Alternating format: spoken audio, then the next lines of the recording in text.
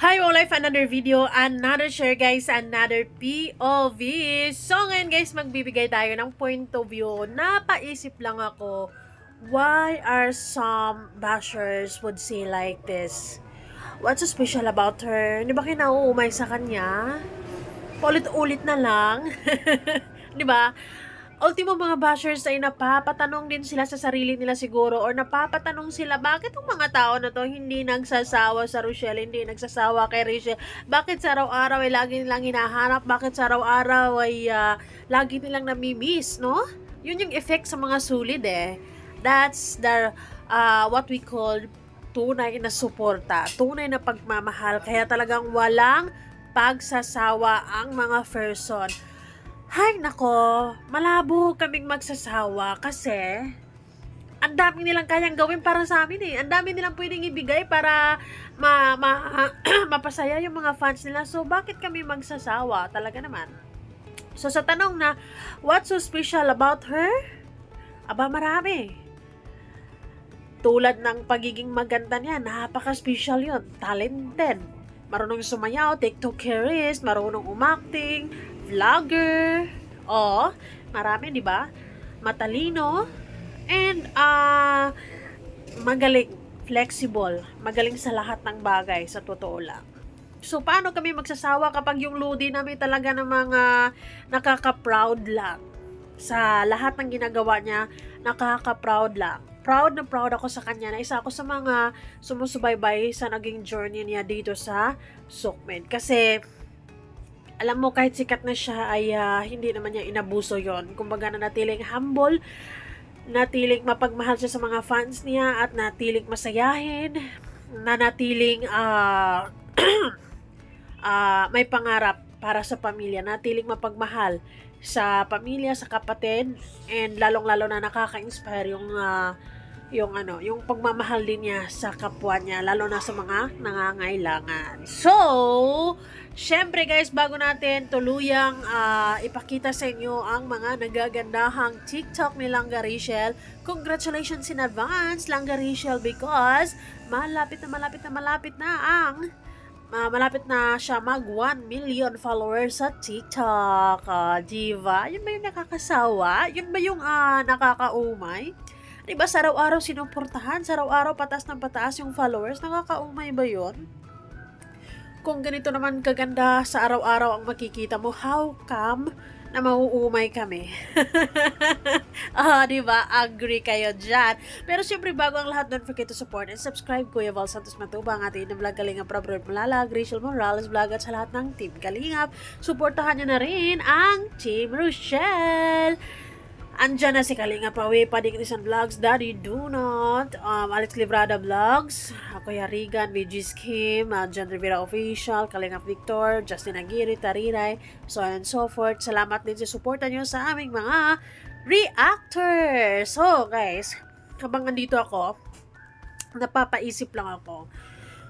Binigyan kong pansin yung mga iniisip ng ibang mga bashers kung bakit napaka-bitter nila when it comes to Rachel. And then they're very supportive sa iba. Pero pagdating kay Rachel, napaka-nigan nilang tao. Na para bang kinurot sila ni Rachel, na para bang sinaktan sila ni Rachel. Ay nako, but anyways, kung ganito kaganda yung nakikita namin sa araw, how come na mauumay kami? Syempre, hindi kami mauumay kahit pa araw-arawin, minuto. Gustong-gusto nga namin yung hindi sila nagsasawa Yun? Diba? Na gustong-gusto ko yung hindi sila nagsasawa na sa araw-araw ay meron silang ibinibigay na something na mapapanood ng mga fans. Diba? So, just like this.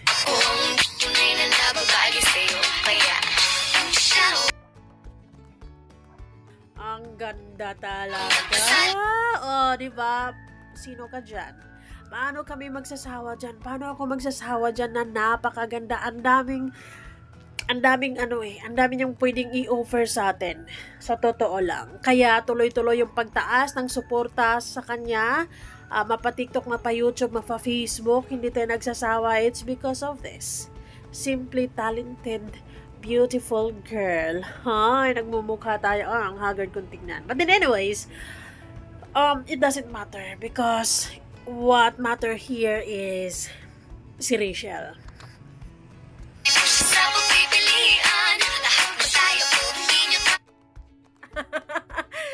Ang charming ng ngiti niya talaga, isa yan sa mga gustong-gusto ko talaga, no? Ang gustong-gusto ko sa part na kahit na maraming mga niga na maririnig siya sa araw-araw, actually, mapa TikTok, mapa Facebook, mapa YouTube, sinusundan siya ng mga bitter na kisyo ayaw sa kanya, pero naka-update, nakasunod, pero she's able to smile. She's able to give us a very beautiful smile. Nakaka-addict yung ngiti niya. Oh. Ay, naka. Wala. Kakaibaliwanag na iwan mo. Tinitigan ko. Nilapitan ko. Hanggang sa may diwan. Guys, sa mga gustong mag-purchase ng damit na yan, available yan sa Yellow Basket ni Rachel sa TikTok, no? Kung gusto niyo ng mga ganyang pormahan, gora na sa TikTok, i-click nyo lang ang Yellow Basket just to have the same outfit, diba?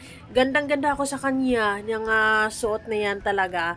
Though si Rachel talaga nakaka-proud lang naman talaga kasi yung ang galing-galing niya magdala ng damit.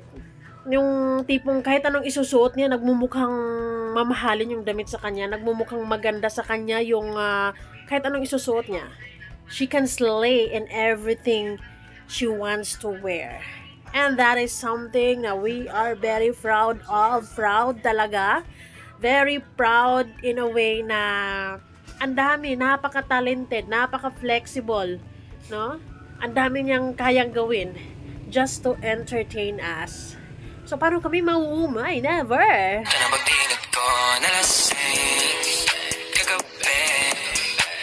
Ano ka mauumay kung ganyan kakaganda sa araw-araw? Paano kami mauumay kung ganyan kaganda ang makikita namin sa araw-araw, di ba?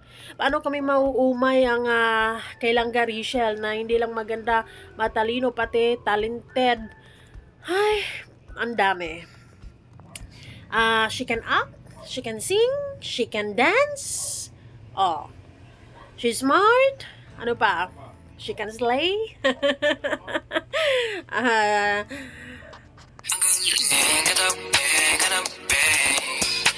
Gusto ko siya wala yang mga sa kanyang sariling yan yung decision kung anong isusuot niya, pero ang ganda ng mga choices ng damit niya.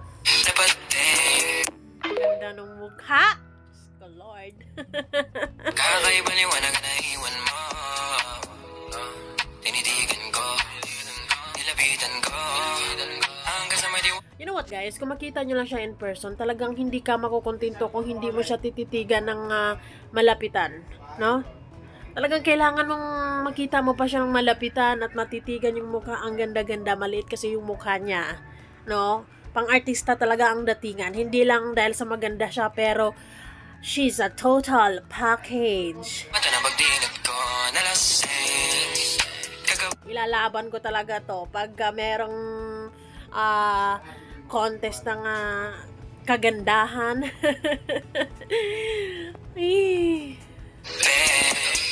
Ang galing katabi. Na-trigger yung ibang mga bashers sa mga ganyang pormahan ni Rachel. As you can see guys, napakaunti lang ng skin ay pinapakita. Why? Why? Oh why? Huh?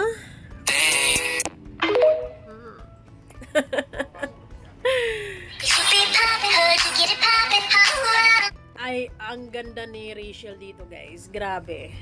Talaga naman, kapag ka-basher ka talagang naiintindihan ko yung mararamdaman mo na mabubuisit ka talaga. Kasi yung tipong gustong-gusto mo nang tirisin si Rachel. Naiinis ka sa pagmumukha niya kasi ayaw mo siya. Pero deep inside you ay talagang meron ding nagsasabi talagang maganda. You can't deny it. Maganda, sexy, high, attractive, seductive, so on and so forth. Oh, bashers, why you guys so obsessed with her? If you don't like her, just simply skip the video. Mag-next video na lang kayo.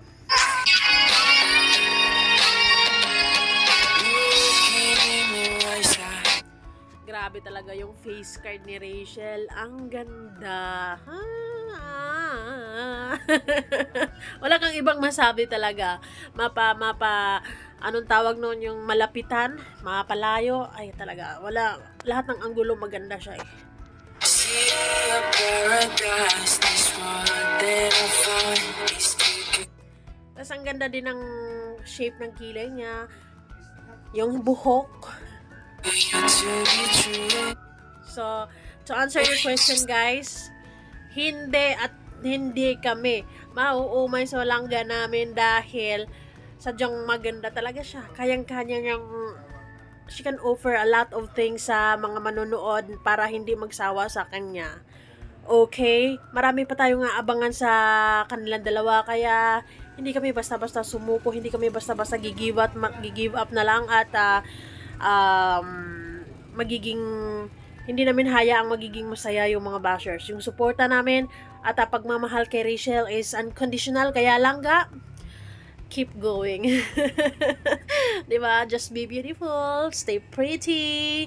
Ayan guys. Thank you so much for watching. And of course, embrace positivity and avoid negativity. Bye and be kind. Hello. Ay, thank you so much.